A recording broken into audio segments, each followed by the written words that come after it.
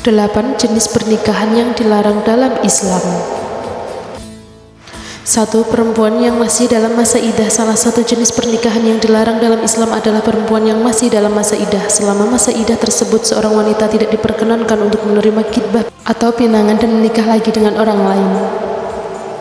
Hal ini dilakukan untuk melihat apakah sang istri tengah mengandung atau tidak, sehingga mudah untuk mengetahui siapa ayah dari si calon bayi nantinya. Allah Subhanahu wa Ta'ala berfirman, "Dan janganlah kamu menetapkan akad nikah sebelum habis masa idahnya." Quran Surat Al-Baqarah ayat 235.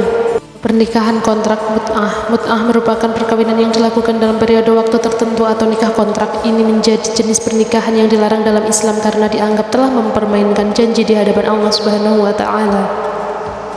Rasulullah SAW bersabda, "Hai manusia, sungguh aku telah membolehkan kepadamu nikmat mut'ah dengan para wanita, dan sungguh Allah telah mengharamkan, dan demikian itu sampai hari kiamat." Hadis riwayat Muslim. 3. Perempuan yang diharamkan statusnya. Pernikahan ini berhubungan dengan mahram dan garis keturunan. Mahram adalah wanita yang tidak boleh dinikahi selamanya karena sebab keturunan, sepersusuan, dan pernikahan dalam syariat Islam. Firman Allah tertuang dalam Quran Surat An-Nisa ayat 23. 4. Pernikahan beda agama. Islam sangat mengharamkan pernikahan beda agama karena bertentangan dengan ajaran agama. Sebagian besar ulama pun dengan tegas menyatakan bahwa pernikahan beda agama adalah status perkawinan yang tidak sah dan akan dipandang sebagai zina seumur hidup. 5. Wanita yang masih bersuami. Poliandri adalah bentuk perkawinan di mana seorang istri telah memiliki lebih dari seorang suami. Hukum poliandri menurut Islam adalah haram dan termasuk perbuatan zina. Allah Subhanahu wa Ta'ala berfirman, "Dan diharamkan juga kamu menikahi perempuan yang bersuami."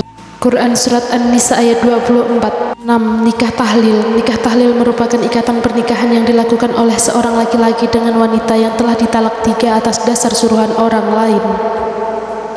Pernikahan tahlil adalah salah satu dosa besar yang dilaknat oleh Allah Subhanahu wa Ta'ala karena dinilai telah mempermainkan agama. Hadis Abdullah bin Mas'ud menyatakan Rasulullah SAW melaknat muhalil dan muhalal lahu.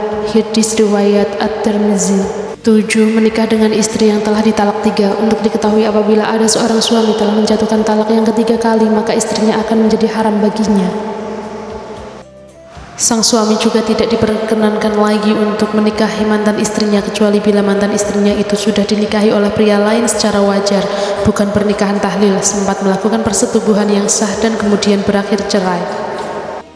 8. Pernikahan dengan lebih dari 4 perempuan. Allah Subhanahu wa Ta'ala juga membolehkan kaum pria untuk melakukan poligami, namun syariat berpoligami diatur dengan sangat ketat oleh hukum Islam. Salah satunya tidak boleh memiliki lebih dari 4 orang istri. Firman Allah yang dijelaskan dalam Quran Surat An-Nisa ayat 3.